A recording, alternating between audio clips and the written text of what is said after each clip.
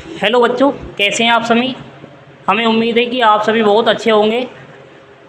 आज की जो क्लास है 12th क्लास केमिस्ट्री, आज की क्लास में हम चैप्टर नंबर 1 और चैप्टर का नाम है सॉल्यूशन। सॉल्यूशन को बच्चों हिंदी में बोला जाता है बिलियन। बिलियन चैप्टर के जो टॉपिक है हमारा आज का वो है हेनरी का नियम। हेनरी के नियम में बच्चों आज की हमारी क्लास होगी। और हेनरी का नियम क्या होता है? हेनरी का नियम जो होता है, स्थिर ताप पर किसी गैस की द्रव में विलीयता गैस के दाब के समानुपाती होती है। इसे हेनरी का नियम कहा जाता है। देखेंगे, स्थिर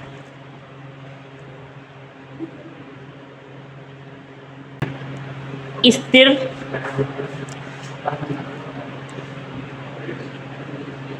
ताप पर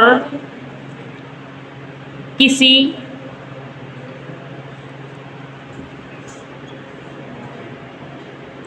गैस की विलीयता गैस की द्रव में विलीयता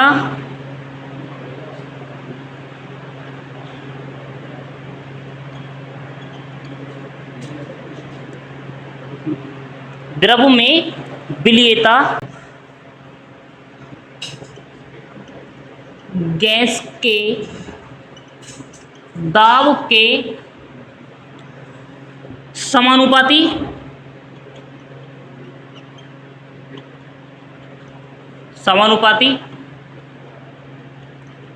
होती है।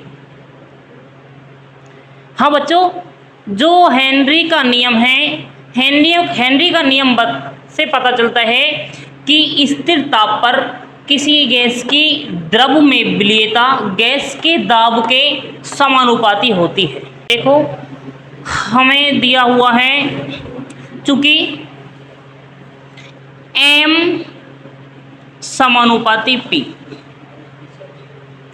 बच्चों, या हम लिख सकते हैं m बराबर k इंटू p,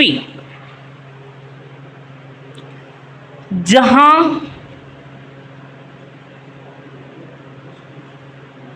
m बराबर जो दिया हुआ होता है घुली गैस की मात्रा। m बराबर होता है घुली गैस की मात्रा। उसके बाद जो k बराबर दिया हुआ होता है, k बराबर होता है गैस समानुपाती स्थिरांक। k बराबर समानुपाती स्थिरांक। अब जो हमारा पॉइंट रहा है P, बच्चों P बराबर जो हमारा होता है, P से हम P बराबर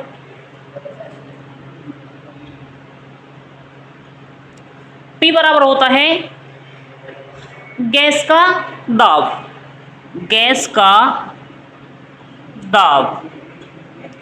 गैस के दाब को बच्चों P से शो करते हैं, समानुपाती स्थिरांक को K से शो करते हैं, और घुली गैस की मात्रा, जितनी पदार्थ में गैस की मात्रा घुली हुई होती है उसे हम m से प्रदर्शित करते हैं। फॉर्मूला हो जाता है बच्चों m बराबर K इंटू P। उसके बाद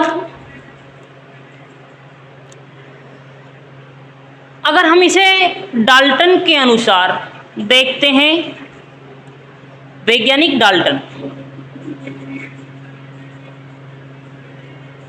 डाल्टन के अनुसार।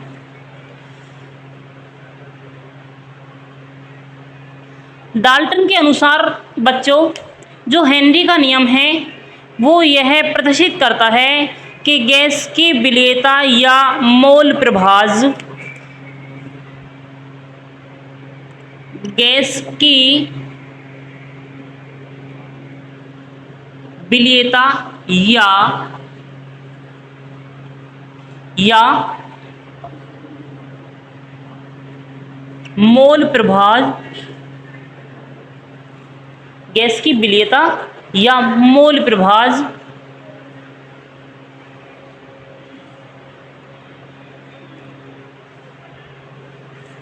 गैस की विलेयता या मोल प्रभाज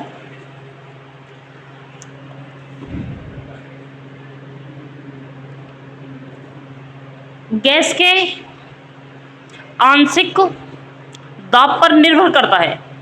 गैस के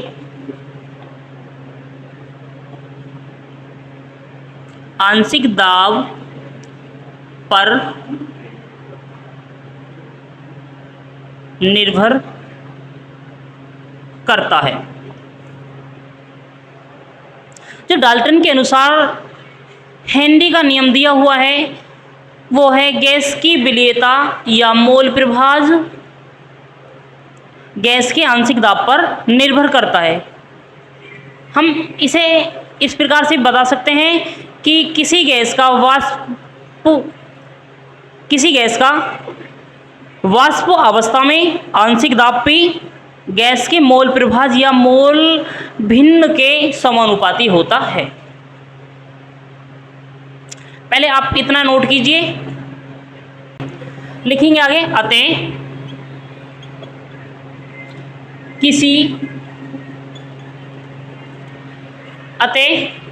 किसी गैस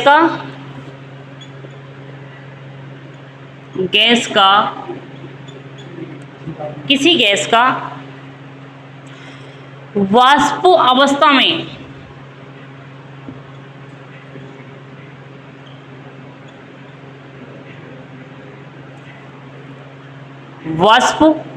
में आंशिक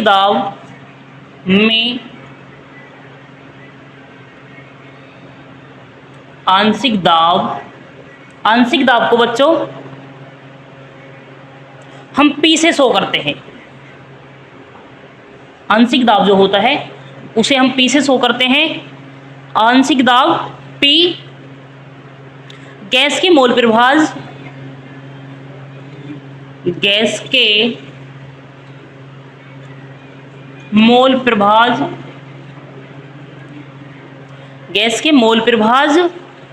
या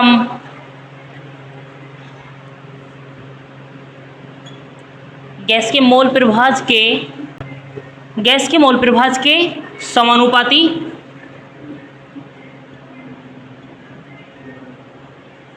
समानुपाती होता है। हम इसे लिख सकते हैं चूंकि P समानुपाती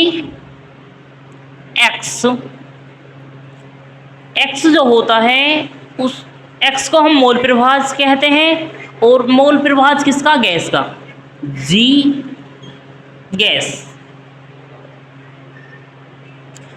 हम इसे इस प्रकार से भी शो कर सकते हैं, या P बराबर KH into X gas.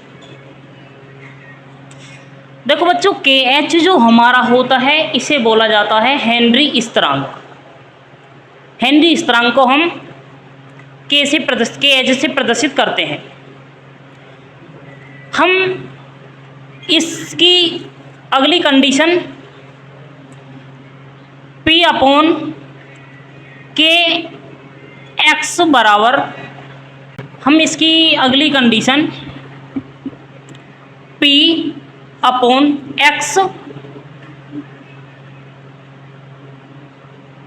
X gas बराबर KH। और हम बच्चों के एच जो होता है हमारा, इसे हम हेनरी स्थिरांक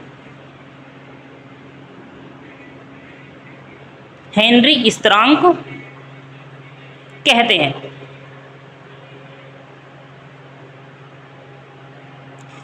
उसके बाद जो दिया हुआ होता है कि जो हमारा हेनरी स्थिरांक के एच का मान होता है, वो के एच का मान सब गैसों के लिए अलग अलग होता है। यहां पर नोट करते हैं, लिखेंगे बच्चों, जो के एच हमारा होता है हेनरी स्थिरांक का मान अभी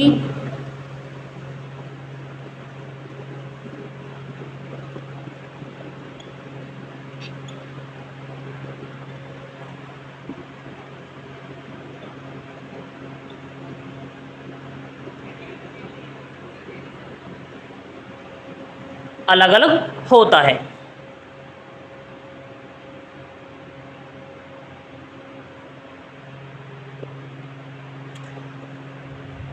देखो यहां पर एक बार दोबारा देखते हैं। अतः किसी गैस का वाष्प अवस्था में आंशिक दाब को बच्चों P से शो करते हैं, गैस के मोल प्रभाज के समानुपाती होता है। मोल प्रभाज को बच्चों हम लिख सकते हैं x, ब्रैकेट में लिख सकते हैं x, और किसका मोल प्रभाज निकालते हैं, गैस का निकालते हैं, तो यहाँ पर हम x गैस भी लिख सकते हैं। देखो क्या होता है, P समानुपाती होता है x गैस, और x बराबर मैंने आपको बताया है मोल प्रभाज होता है। हम इसे किसकी कंडीशन बना सकते हैं, P बराबर KH इंटू x गैस, और जब हम KH का मान निकालेंगे तो क्या हो जाएगा P अपॉन x गैस, और KH को बच्चों हेनरी स्थिरांक कहते हैं।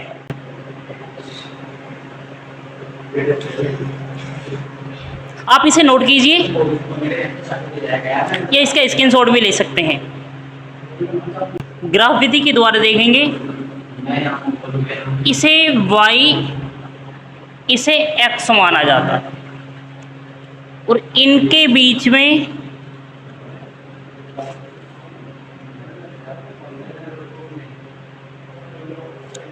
इस वाली रेखा को जो हम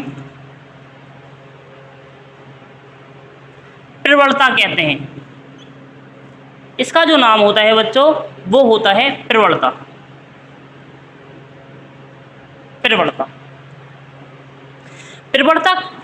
जो हमारा मान था KH जो है, KH को बच्चों प्रवणता बोला जाता है।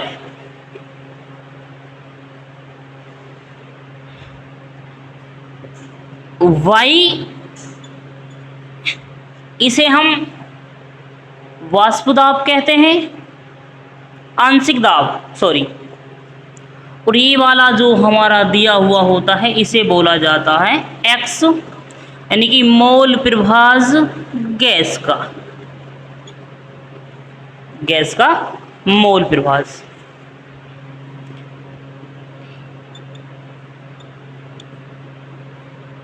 आंशिक दाब।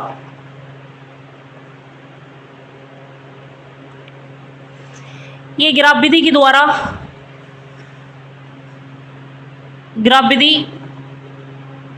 द्वारा हमने हेनरी के नियम को दर्शाया। देखो P बराबर मान दिया हुआ है, गैस का मोल प्रभाज दिया हुआ है, और हेनरी स्थिरांक दिया हुआ है। इस प्रकार हम ग्राफ विधि के द्वारा हेनरी के नियम को शो करते हैं। देखो बच्चों, अब हम इस नियम की सीमाओं के बारे में देखते हैं। हेडिंग डालेंगे,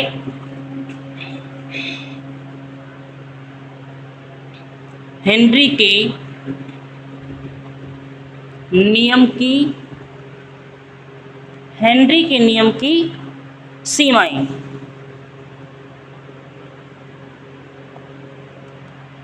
हेनरी के नियम की सीमाएं। देखो हेनरी के नियम की जो सीमाएं होती हैं वो होती हैं, यह नियम मतलब ये हेनरी का जो नियम है ये नंबर 1 जो इसकी सीमा दी हुई होती है वो होती है दाब अधिक न हो। एक तो हमारा अधिक प्रेशर नहीं होना चाहिए, नंबर 1 दाब अधिक न हो।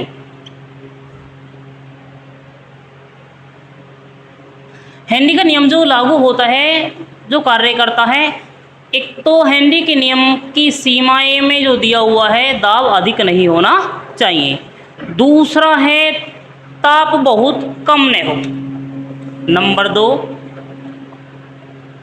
ताप बहुत कम न हो। मतलब इस नियम की जो सीमाएं दी हुई हैं उनमें ताप का प्रभाव भी बहुत कम नहीं होना चाहिए। उसके बाद जो तीसरी सीमा दी हुई है हमारी, तीसरी सीमा गैस विलायक में बहुत कम विलय हो। जो गैस है, गैस विलायक में बहुत कम बच्चों विलय हो। विलय का मतलब होता है घुलनशील। ये जो हैं हमारे हेनरी के नियम की सीमाएं दी हुई हैं। नंबर 4 आ जाती है गैस की आणविकता अस्थायी में कोई परिवर्तन न हो। सॉरी, गैस की जो आणविकता है उसमें कोई अस्थायी परिवर्तन नहीं होना चाहिए। ये हमारी हेनरी के नियम की सीमाएं हैं, इसे आप नोट कर सकते हैं। उसके बाद जो दिया हुआ है बच्चों, वो दिया हुआ है हेनरी के नियम के अनुप्रयोग। हेनरी के नियम के अनुप्रयोग। हेनरी के नियम के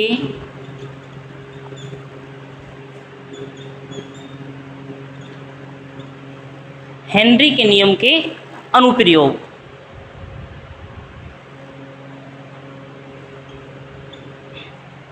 देखो बच्चों, हेनरी के जो नियम का अनुप्रयोग होता है, अधिक ऊंचाई पर O2 का आंशिक दाब कम होना। नंबर 1 लिखेंगे हम,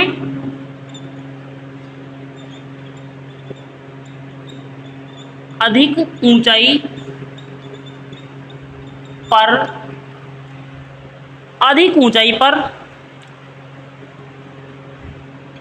O2 का मतलब होता है बच्चों ऑक्सीजन। ऑक्सीजन का आंशिक दाब कम होना।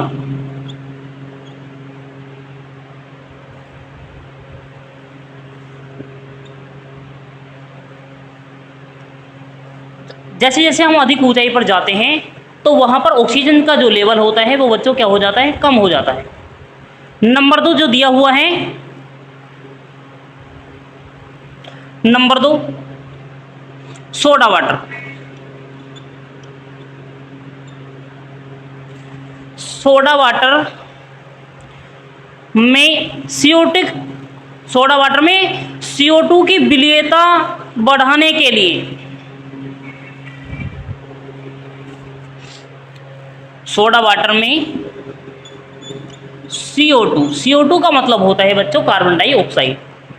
CO2 की विलीयता बढ़ाने के लिए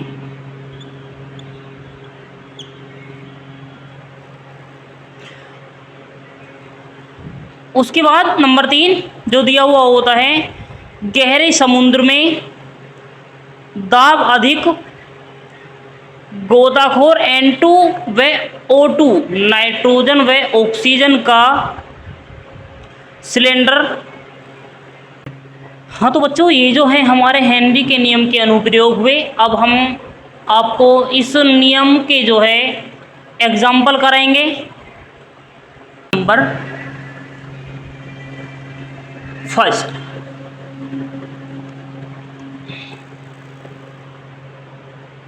एग्जाम्पल नंबर फर्स्ट में दिया हुआ है, क्वेश्चन में दिया हुआ है बच्चों, यदि H2S गैस की जल में STP पर विलेयता 0.145 m हो तो हेनरी स्थिरांक की गणना कीजिए। देखो हम क्वेश्चन को देखते हैं।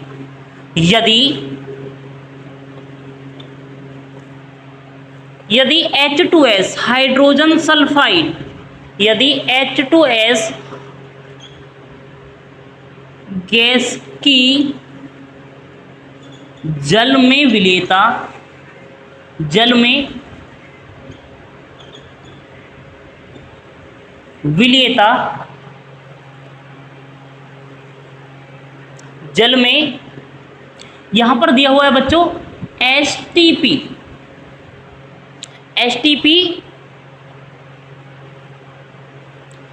STP पर विलेयता 0.145 m हो तो हेनरी स्थिरांक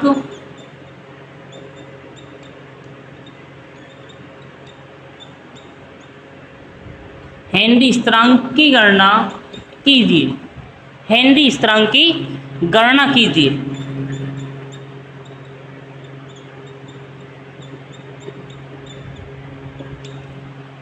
हेनरी स्थिरांक की गणना कीजिए। देखो यहाँ पर थोड़ी मिस्टेक हुई है, यहाँ पर ये जो है 9 है, क्वेश्चन में 9 दिया हुआ है। एग्जाम्पल नंबर फर्स्ट दिया हुआ है, यदि H2S गैस की जल में विलेयता STP पर जल में STP पर विलेयता 0.195 m हो तो, m का मतलब है मोलरता हो तो हेनरी स्थिरांक की गणना कीजिए। देखो बच्चों, हम मानेंगे N1 बराबर दिया हुआ है 0.195। ये जो क्या दिया हुआ है हमारा H2S gas, hydrogen sulphide gas की जो विलेयता है वो है 0.195। उसके बाद हम दूसरी साइड में लेते हैं, दूसरा दिया हुआ है जल, H2O। जल को बच्चों बोला जाता है, जल का जो सूत्र होता है वो होता है H2O।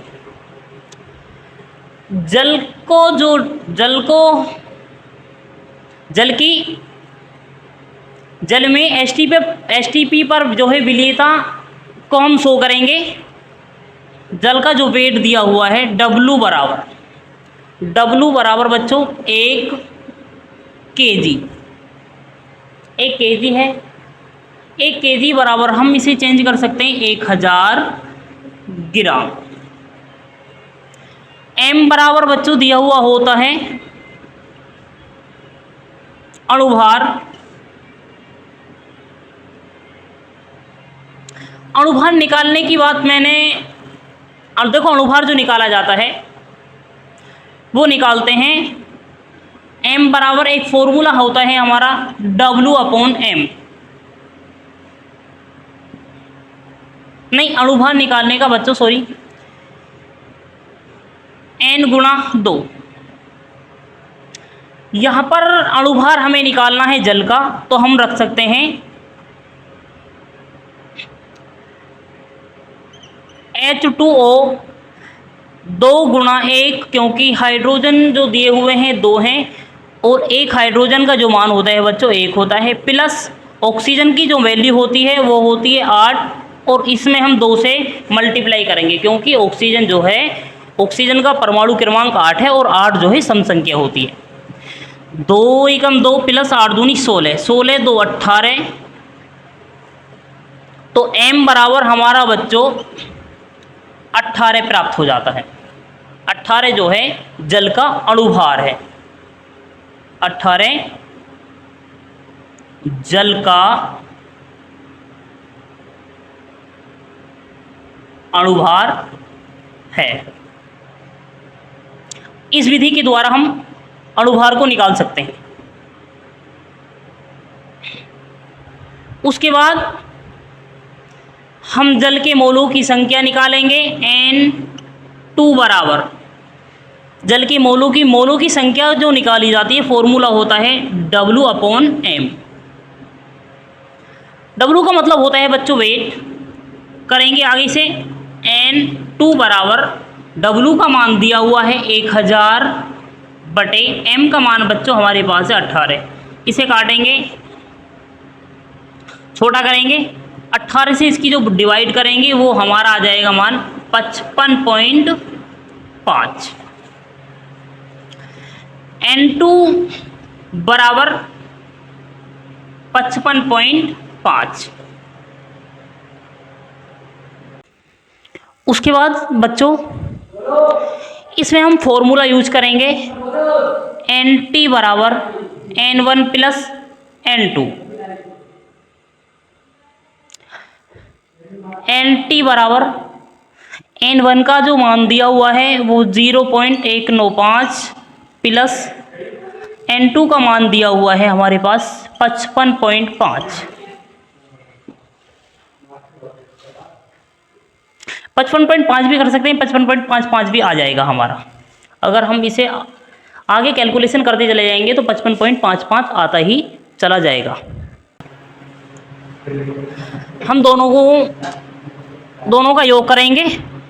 Nt बराबर हमारा हो जाएगा, दोनों को योग करने के बाद हमारा प्राप्त हो जाएगा बच्चों, जो आंसर आएगा वो आ जाएगा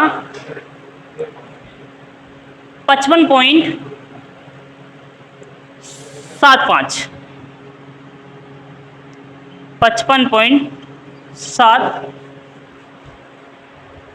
745 सॉरी 745।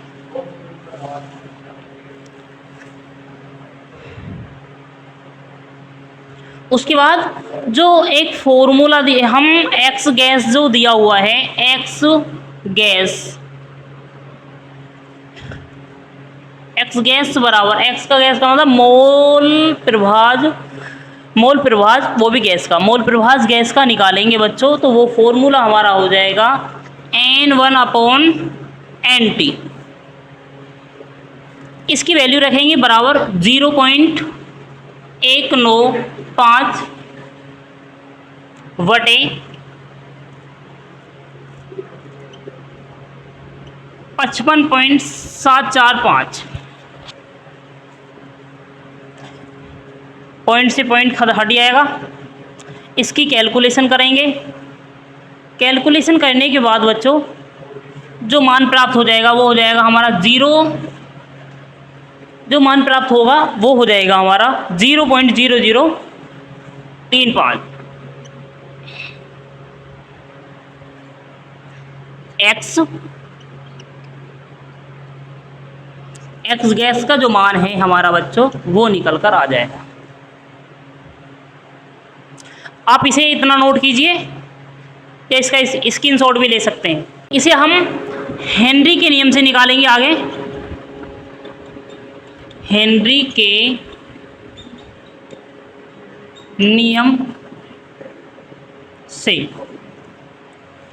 हेनरी के जो नियम से देखो बच्चों, हेनरी का जो नियम होता है वो होता है KH एक बराबर P/X गैस। इसकी वैल्यू रखेंगे KH, हेनरी स्थिरांक बराबर P का जो मान दिया हुआ है वो P का मान होता है हमारा 0.987। P बराबर जो मान दिया हुआ होता है 0.987। इसका जो मात्रक होता है बच्चों वो होता है बार। इसकी वैल्यू रखेंगे, P की वैल्यू रखेंगे 0.987 बटे एक्स गैस का जो मान दिया हुआ है वो होता है हमारा 0.0035।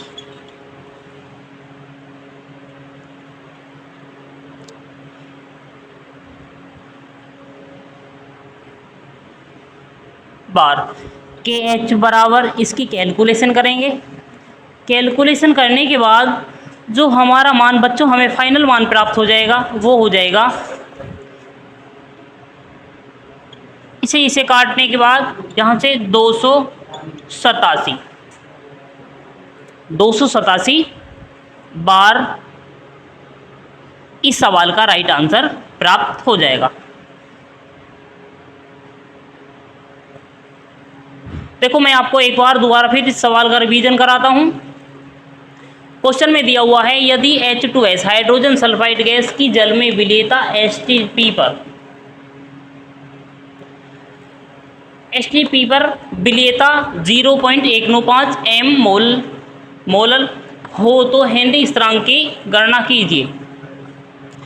देखो बच्चों H2S को जो दिया हुआ है हमने N1 माना है, N1 बराबर 0.195। उसके बाद यहाँ पर दिया हुआ है जल को N2 माना है, हमने इसका मान आपको बता दिया, इसका अणुभार निकाला था और निकालने के बाद हमने फाइनल प्रोसेस NT पर एक फॉर्मूला होता है NT बराबर N1 प्लस N2। N जो होता है वो होता है मोलों की संख्या, विलेय के मोलों की संख्या और विलायक के मोलों की संख्या। यहाँ पर दोनों कंडीशन को जोड़ा जाता है। जोड़ने के बाद बच्चों जो फॉर्मूला होता है गैस का मोल प्रभाज बराबर होता है N1 बटे NT। NT का मतलब क्या होता है, जो दो H2S और H2O यानी कि जल जो दोनों दिए हुए थे, दोनों के मोल दिए हुए थे, उन्हें हमने NT से शो करा है। दोनों को जोड़ने के बाद दोनों की वैल्यू को पुट करेंगे। यहाँ से क्या करेंगे, पॉइंट से पॉइंट हटाया, उसके बाद इसकी कैलकुलेशन करेंगे तो हमारा बच्चों ये चला जाएगा, एक्स गैस का जो मान आ जाएगा 0.0035 एक्स गैस का मान, यानी कि मोल प्रभाज गैस का मोल प्रभाज हमारा जो आ जाएगा 0.035 आएगा। उसके बाद हेनरी के नियम से जो हमारा कुछ टॉपिक है हेनरी का नियम, उसमें इसकी वैल्यू को रखेंगे। हेनरी का नियम होता है बच्चों हमारा KH हेनरी स्थिरांक बराबर प्रेशर बटे गैस का मोल प्रभाज। P का जो मान दिया हुआ है बच्चों वो होता है 0.987 और इसका जो मात्रक होता है वो होता है बार। P की वैल्यू रखेंगे 0.987 अपॉन एक्स गैस का मान रखा जाएगा 0.0035 बार। इसकी जो कैलकुलेशन करेंगे, कैलकुलेशन करने के बाद बच्चों हमारा जो फाइनल आंसर आएगा वो आ जाएगा KH हेनरी स्थिरांक बराबर 287 बार। हाँ तो बच्चों जो दूसरा एग्जाम्पल दिया है एग्जाम्पल नंबर 2 उसे देखेंगे। एग्जाम्पल नंबर 2,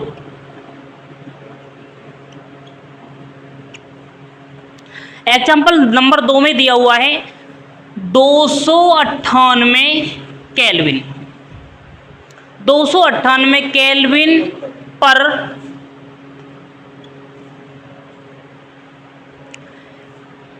मेथेन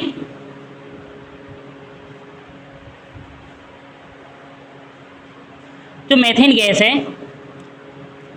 मेथेन की मेथेन की बेंजीन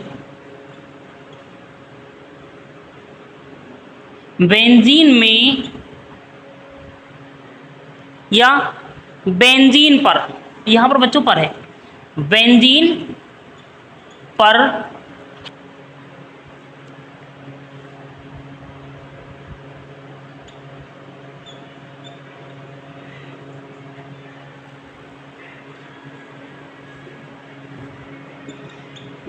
पर मोललता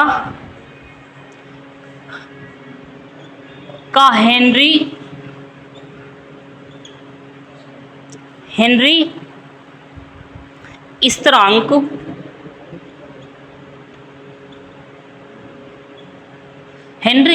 का जो मान दिया हुआ है वो जो मान है 4.27 गुणा 10 की पावर 5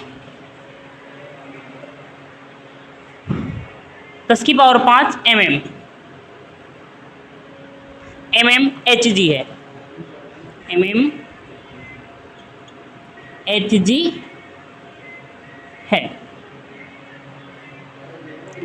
उसके बाद जो आगे क्वेश्चन में दिया हुआ है, दिया हुआ है कि 298 केल्विन पर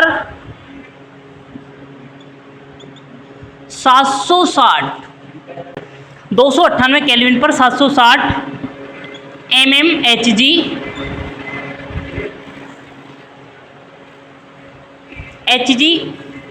दाब पर मेथेन की बेंजीन में विलीयता परिकलित कीजिए। 298 केल्विन पर 760 mmHg मेथेन की विलीयता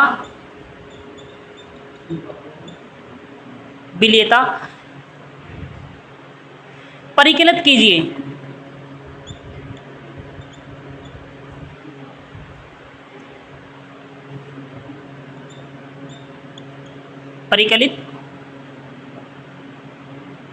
परिकलित कीजिए।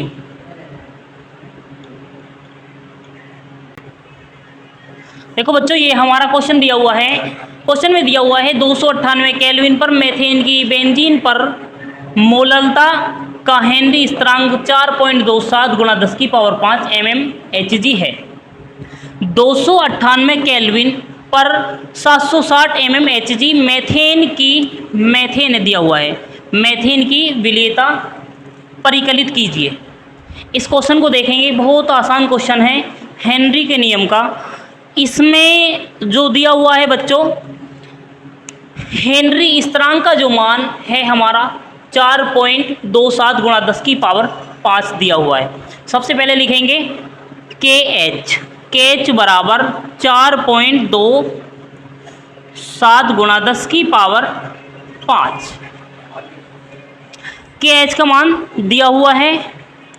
उसके बाद P का जो मान दिया हुआ है, क्वेश्चन में दिया हुआ है 760 mmHg मेथेन की विलीयता। P बराबर बच्चों दिया हुआ है 760। P का मान हमारे पास है और KH का मान हमारे पास दिया हुआ है 4.27 गुणा 10 की पावर 5। उसके बाद हमें जो निकालना है वो हमें मान निकालना है, x का मान निकालना है। x गैस बराबर क्वेश्चन मार्क चिन्ह। देखो, जो फॉर्मूला दिया हुआ होता है वो होता है x गैस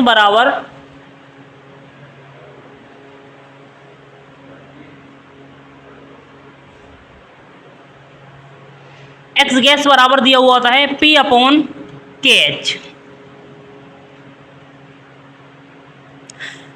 वैल्यू रखेंगे x गैस बराबर P की जो वैल्यू है वो है 760 बटे KH का मान बच्चों दिया हुआ है 4.27 गुणा 10 की पावर 5। यहाँ पर पॉइंट हटाया, दो संख्या दी हुई है, 2 जीरो बढ़ाएंगे। इसकी कैलकुलेशन करेंगे। इसकी जो कैलकुलेशन है बच्चों वो हो जाएगी हमारी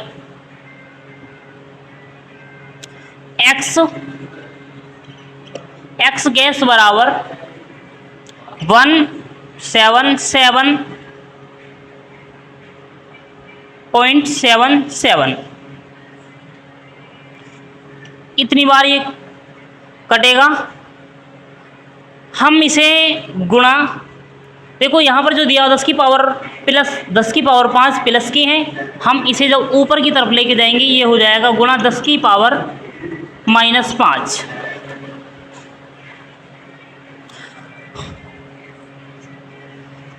एक्स गैस बराबर बच्चों यहाँ पर हमारा जो नंबर दिया हुआ है 5 से अधिक नंबर है, तो हम इसे लिख सकते हैं 178 गुणा 10 की पावर -5। बच्चों यहाँ पर माइनस की जो पावर दी हुई है, इन घातों को कम करने के लिए हम इसका फाइनल मान लिख सकते हैं गैस बराबर 1.78 गुणा 10 की पावर -3, क्योंकि दो संख्याओं के बाद हमने यहाँ पर पॉइंट को लगाया है, इसलिए जो इसका मान हो जाएगा एक्स गैस का मोल प्रभास जो निकल के आ जाएगा वो हमारा होगा 1.78 गुणा 10 की पावर -3। इसका फाइनल आंसर आ जाएगा। देखो बच्चों, आज की हमने जो क्लास में हेनरी के नियम का जो हमारा टॉपिक था वो टॉपिक हुआ, उसके एग्जाम्पल कराए और उसके जो नियम थे वो कराए, उसके हेनरी के नियम की सीमाएं भी बताई। इन्हें आप अच्छी तरीके से नोट कीजिए, आप इनका स्क्रीनशॉट भी ले सकते हैं। ठीक है, आप बता सकते हैं कमेंट में कि आपको हमारी क्लास कैसी लगी। अगर किसी बच्चे को कोई भी डाउट है वो कमेंट के माध्यम से हमें बता सकता है। धन्यवाद। जय हिंद साथियों।